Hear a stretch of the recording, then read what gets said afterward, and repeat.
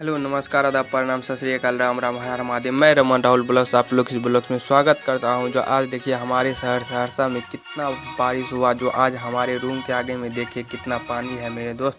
तो आपका शहर में वर्षा हुआ होगा ऐसा तो आप लोग भी कमेंट ज़रूर कीजिएगा मेरे दोस्त। बहुत अधिक पानी होने के कारण देखिए क्या रोड का दशा है मेरे दोस्त।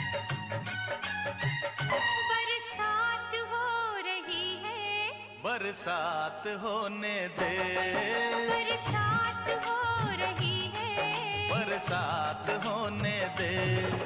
जो अब तक हुई ना वही बात होने दे।